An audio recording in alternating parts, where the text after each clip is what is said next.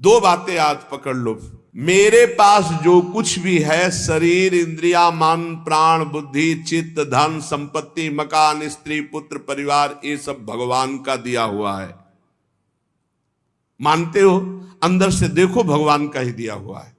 ये भगवान की दी हुई वस्तु मैं भगवान को समर्पित करता हूं। तो दीयम वस्तु गोविंदम तुभ्यमेव समर्पये। हे भगवान, आपके द्वारा दी हुई सब कुछ, नाथ सकल संपदा तुम्हारी, नाथ सकल संपदा तुम्हारी, और मैं सेवक समेत सुत नारी।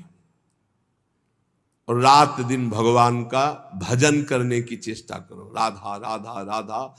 बहुत कठिन है संसार से मुक्त होना। दो पद्धति में एक तो स्वीकार करना पड़ेगा, या ज्ञान योग और या भक्ति योग। तो भक्ति योग बहुत सरल योग है। इसमें सब साधन भगवान को और सब करण भगवान के है, बस इतना समझना है।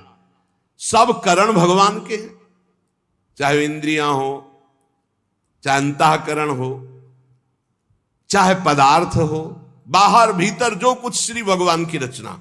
और मैं भी भगवान का हूं, भगवान का अंश हूं। तो मैं सहित सब कुछ भगवान को समर्पित और भगवान का नाम जप, इस जन्म में पक्का भगवत प्राप्ति हो जाएगी। ज्यादा समझने की जरूरत नहीं। ज्ञान में तो बहुत बहुत समझने की जरूरत है। अगर उसमें चूक हुई तो दूसरा बचाने वाला नहीं, इसमें बचाने वाला है। करो सदा तिनके रखवारी, जिम बालक राखे महतारी। युक्ता कर्म फलम त्यक्त्वा शांति मापनोति नैष्ठिकीम, अयुक्ता काम कारेण फले सक्तो निबध्यते। जो योगी है वो फल का त्यागी होता है, कर्म का त्यागी नहीं। कर्म जो आया उसको किया और फल वो भगवान को समर्पित कर दिया। कर्म भी भगवान को समर्पित कर दिया। पर कर्म त्यागी का मतलब मैं ये कर्म क्यों करूं जब मुझे फल की आकांक्षा नहीं। नहीं, कर्म करना चाहिए। गृहस्थ में हो तो अपने अपने धर्मानुसार जो आपको कर्तव्य कर्म मिला है, विरक्त हो तो अपने अपने धर्मानुसार जो आपको कर्तव्य कर्म मिला है। भगवान ने कहा मेरे लिए कोई कर्म नहीं, फिर भी मैं कर्म करता हूं। सबको कर्म करना चाहिए, पर कर्म फल में भगवान के ऊपर उसको समर्पित कर देना चाहिए। कर्म फल में समान भाव रखना ये योगी का लक्षण है, और कर्म फल में वो कर्म अभिमानी पुरुष का लक्षण कि ये फल मिला, नहीं मिला तो अश्रद्धा हो गई, अशांति हो गई। लेकिन जो योगी है वो सुख दुखे समय कृत्वा लाभा लाभो जया देव। चाहे हानि हो, चाहे लाभ हो, चाहे जय हो, चाहे पराजय हो, चाहे सुख हो, चाहे दुख हो, उसमें समान भाव रखता। क्यों? कर्म फल की आशा ही नहीं की। हमें तो केवल कर्म करने का आदेश था, उसको कर्म किया, शास्त्र सम्मत, फल तो भगवान को समर्पित है। कर्म करना और कर्म फल की त्याग वृत्ति रखना तो तत्काल शांति प्राप्त होना शुरू हो जाएगी। देखो कितना आनंद है। हम कर्म फल चाहते ही नहीं, हमें करना है, हमें भजन करना है, हमें साधन करना है, हमें अपने अपने जो कर्म है वो करने, वो फल की तरफ भगवान देखे। जोई जोई प्यारो करे सोई मोई भावे, अभी शांति। युक्ता कर्म फलम त्यक्त्वा शांति मापनोति नैष्ठिकीम। जितना जलन, जितनी अशांति फल को लेकर के है, कर्म को लेकर सावधानी नहीं है, फल को लेकर है। फल में बोले अब हमें भगवान से श्रद्धा हो गई तो तुम्हारा ही पतन होगा, भगवान का थोड़ी वहां कुछ होना, तुम्हारा ही पतन होना है। सकाम मनुष्य कामना के कारण फल में आसक्ति हो जाती है, इसलिए वो बंधता है, जलता है, दुर्गति को प्राप्त होता है।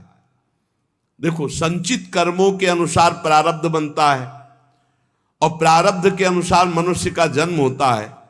और मनुष्य जन्म में जो नए कर्म होते हैं, नए कर्म संस्कार बनते हैं, वो तुरंत उठकर संचित में चले जाते हैं। भोगना तो प्रारब्ध ही पड़ता है, शुभ और अशुभ।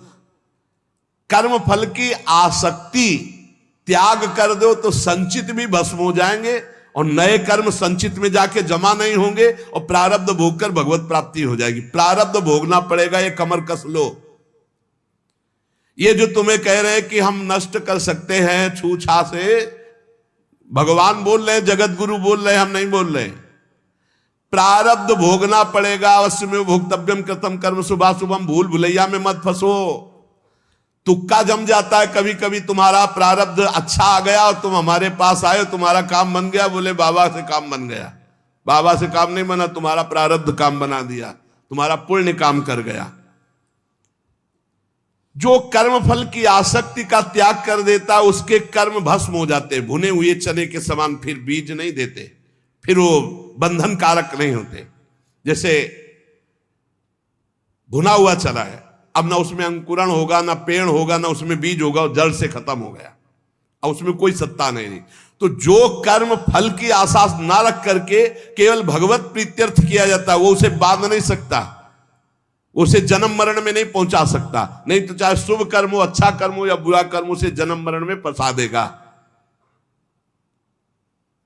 कर्म फल 4 प्रकार के होते हैं। एक होता दृष्ट कर्म फल, और एक होता अदृष्ट कर्म फल, और एक होता प्राप्त कर्म फल, और एक होता अप्राप्त कर्म फल। दृष्ट कर्म फल कहते हैं वर्तमान में किए जाने वाले नए कर्मों का फल जो तत्काल प्रत्यक्ष मिलता दिखाई देता है।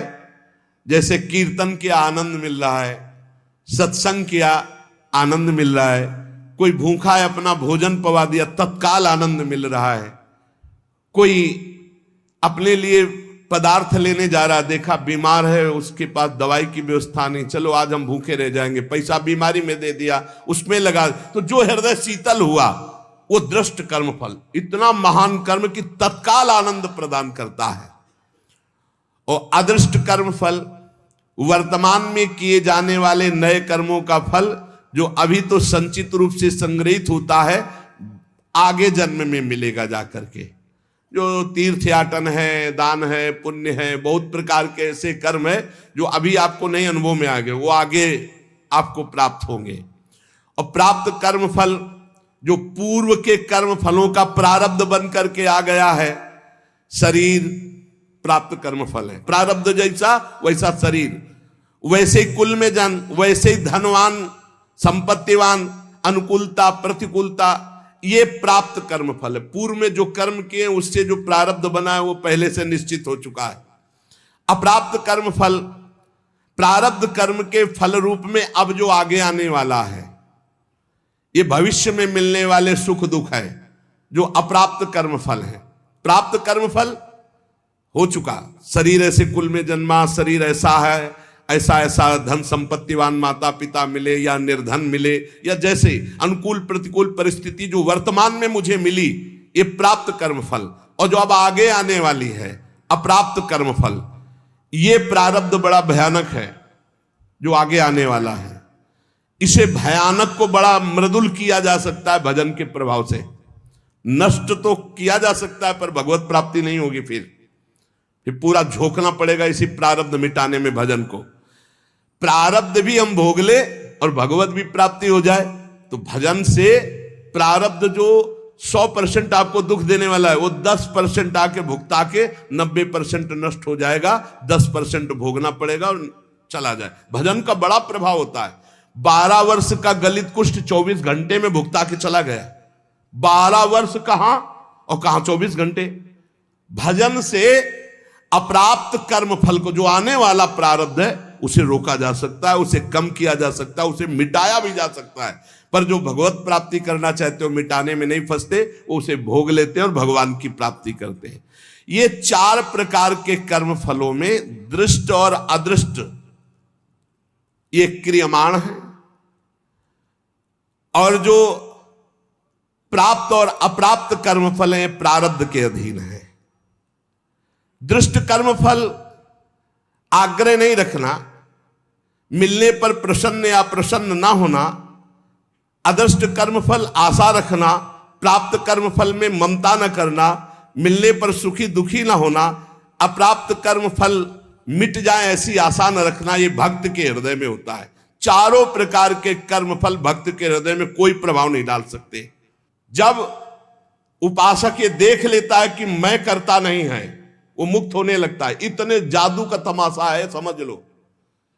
गांठ लगी ही नहीं, गोस्वामी जी कह रहे जड़ चेतन ही ग्रंथि पड़ गई, यद्यपि मृषा छूटत कठिनाई। है ही नहीं बंधन पर छूटना बड़ा कठिन है। बस इतना समझ लो कि बंधन ही नहीं है पर छूटना बड़ा कठिन है।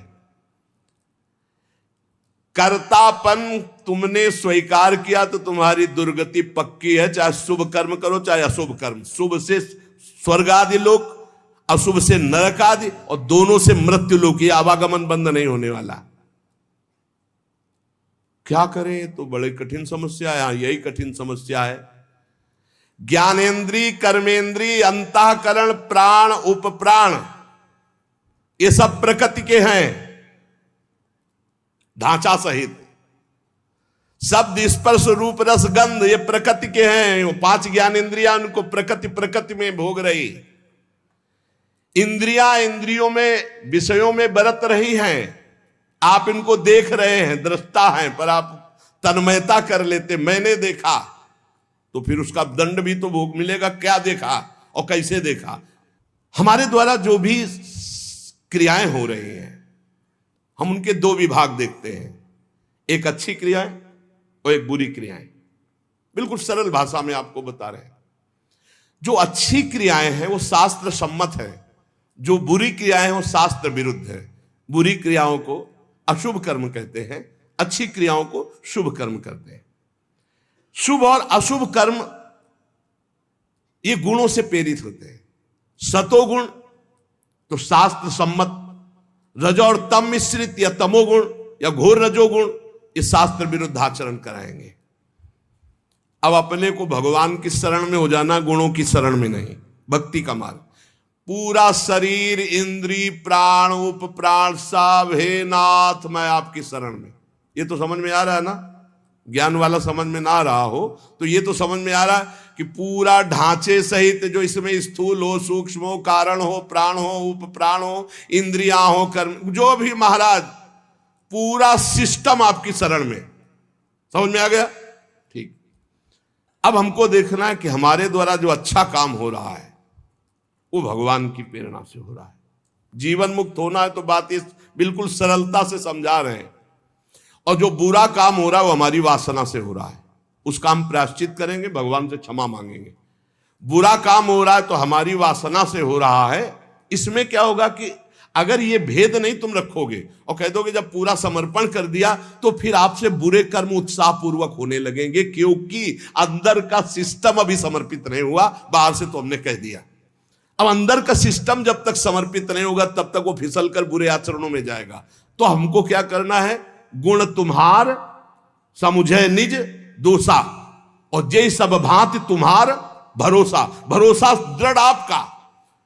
जब हमसे अच्छे कार्य होंगे तो भगवत प्रेरित हुए, और जब बुरे कार्य हो गए तो हम त्राहिमाम शरणागत रक्षक प्रभु, हमसे गलती हो गई, हमको ऐसी सद्बुद्धि दो कि आगे हमसे ना हो, और सारे कर्म भगवान को समर्पित कर दो। तो जो एक दिव्य ज्ञानी की स्थिति होती है, अहंकार रहित महापुरुष की, वही भक्त की स्थिति होती है। वो भी देह शुद्ध विस्मृत भगवदानंद में डूबता है, और वो देह शुद्ध विस्मृत ब्रह्मानंद में डूबता है।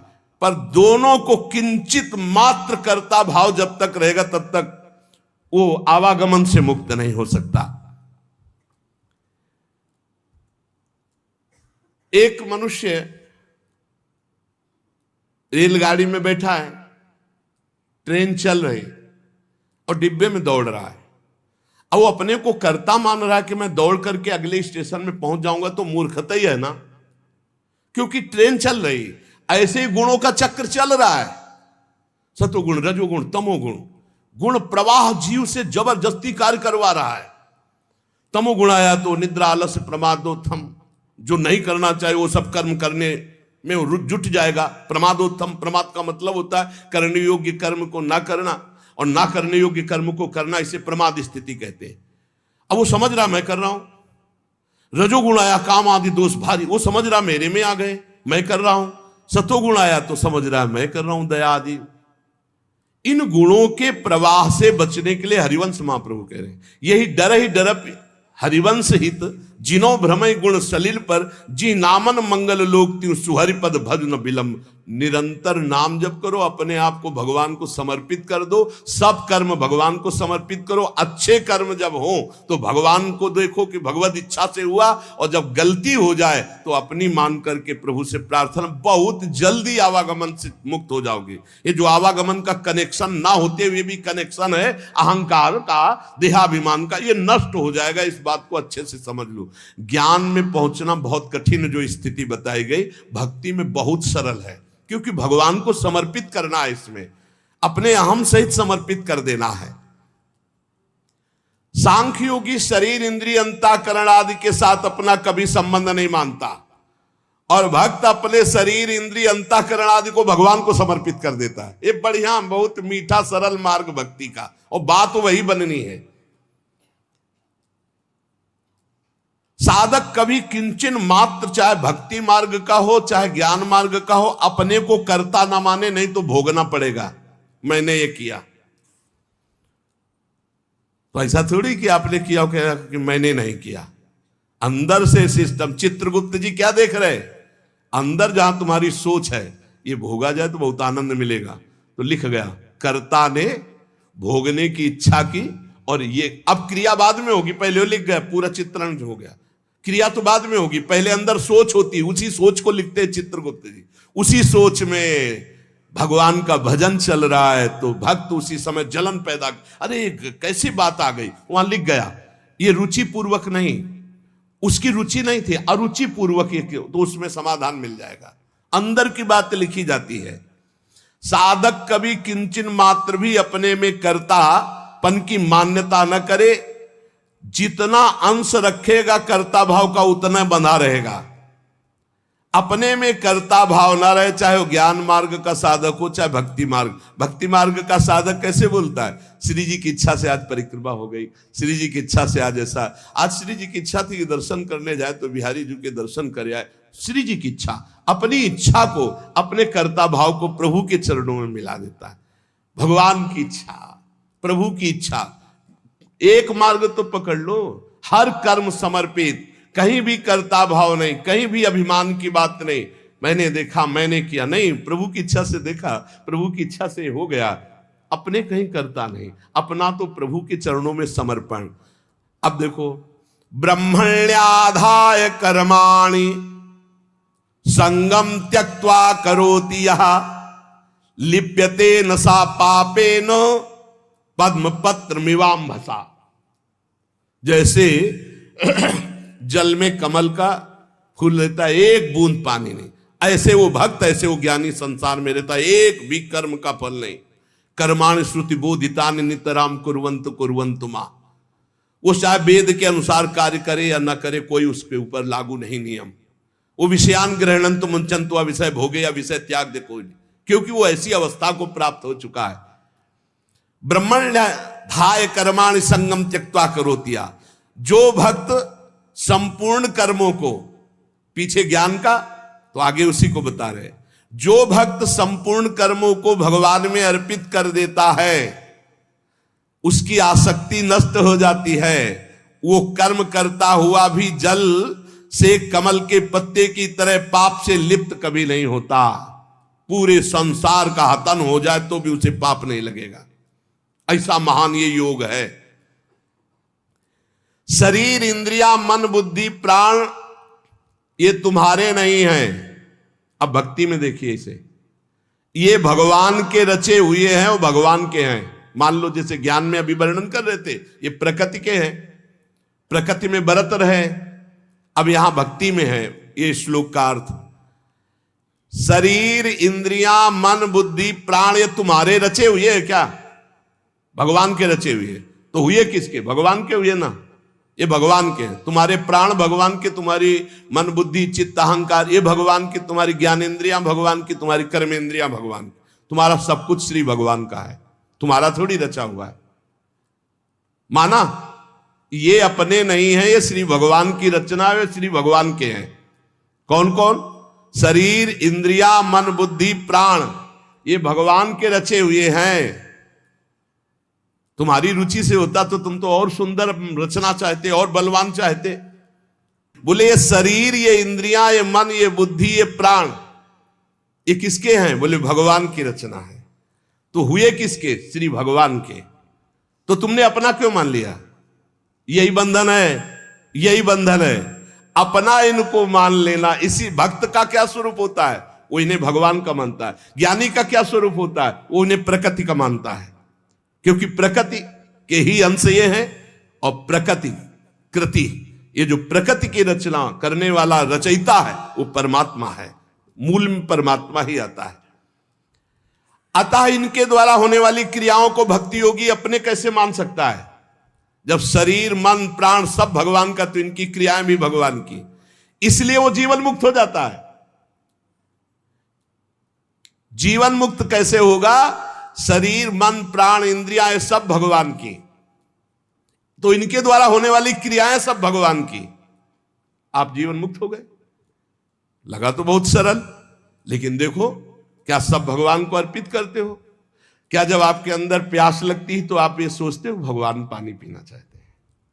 जब आपके अंदर भूख लग रही, मेरे हृदय में बैठे हुए भगवान पाना चाहते हैं। जब आपके अंदर विकारात्मक भाव है, तब आवे कि ये दुष्ट कहां से दुर्वासना दबी रह गई, अभी ये भगवान की नजर में नहीं पड़ी, इस हृदय में कहीं दुर्वासना, हे नाथ हे करुणामय इस दुर्वासना को हटाओ, ऐसे भक्ति में चला जाता है।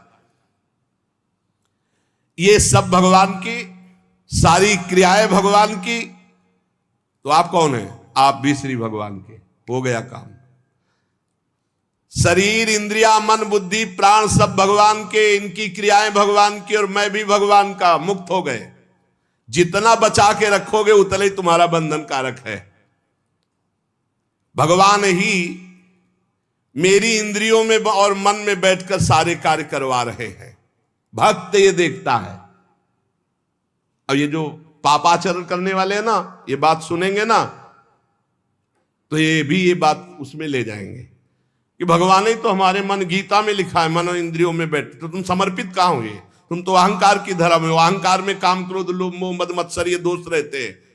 यही बिना गुरुजनों के समीप बैठे शास्त्र समझ में नहीं आता। शरीर आदि वस्तुएं अपनी ना थी ना है ना रहेगी। कैसे? तुम्हारा अधिकार है शरीर पर? कुछ अधिकार नहीं। एक रोम अभी झरना चाहे ना, वो झर जाएगा, दोबारा लगा नहीं सकते।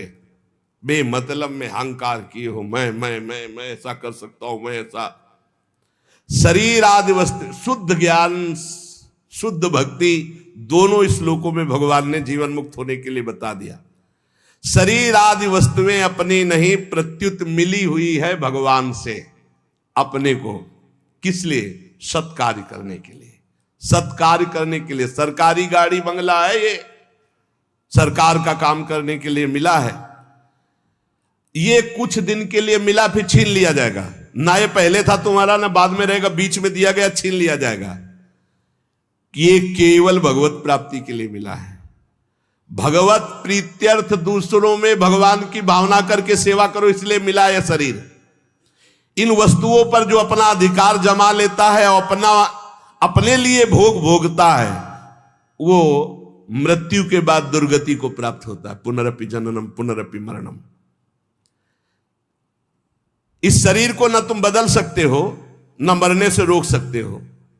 यह शरीर एक नियत समय के लिए आया है, और इस समय में तुम भगवत प्राप्ति के लिए कार्य कर लो।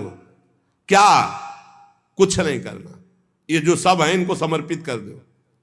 चदरिया जैसी की तैसी धर दीनी। ये लो महाराज, हमसे नहीं होने वाला कुछ। ना शुभ ना अशुभ, ना हम कर्ता बनेंगे शुभ के ना अशुभ के।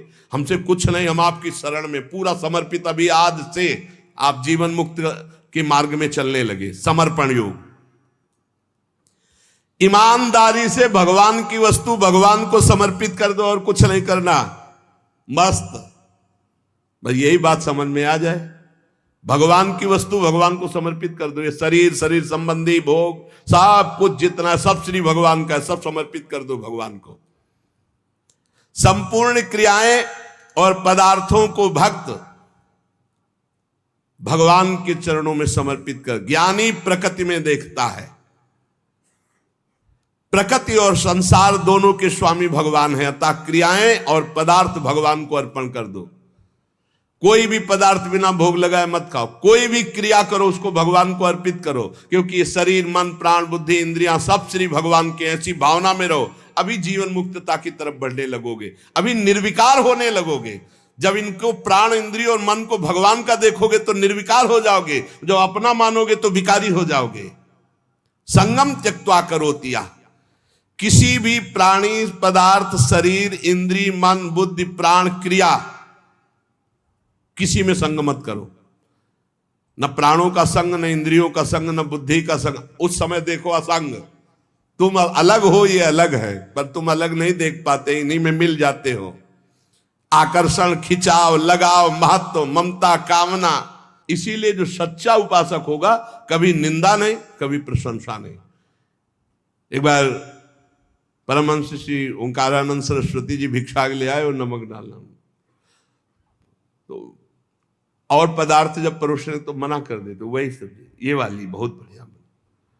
और जब जरा सी बची थी, बाद में बोले इसमें तो नमक नहीं। गए, कहा स्वामी जी आज आपने जानबूझ के और कोई पदार्थ ले, वही पदार्थ उसमें तो नमक।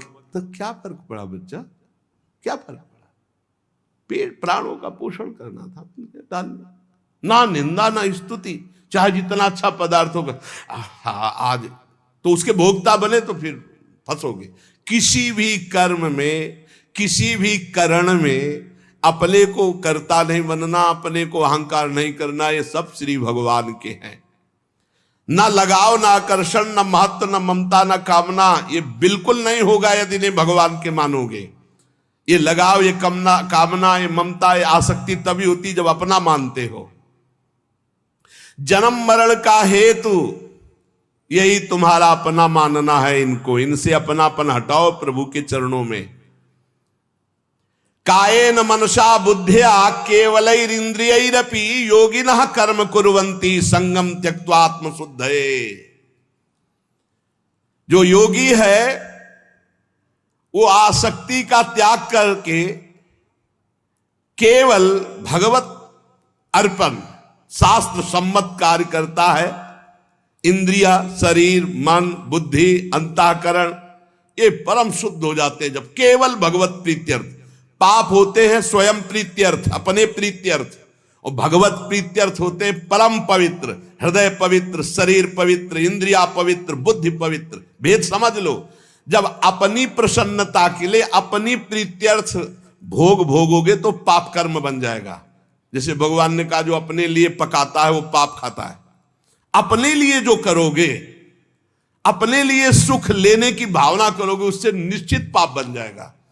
और जो शास्त्र सम्मत भगवत प्रीत्यर्थ करोगे तो शरीर पवित्र, मन पवित्र, बुद्धि पवित्र, चित्त पवित्र। उसी पवित्रता में अनुभव होता है चेतन अमल सहज सुख राशि अपने स्वरूप का।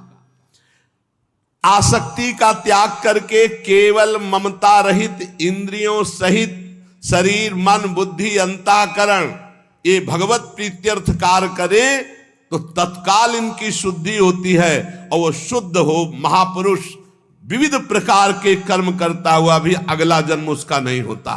सब कर्म भस्म हो जाते हैं। जिनको साधारण मनुष्य कहते हैं वो शरीर, इंद्रिय, मन, बुद्धि से कोई भी कार्य करने के पहले एक संकल्प बनाते हैं, ध्यान रखना, और उसमें कर्ता बनते, मैं करूंगा।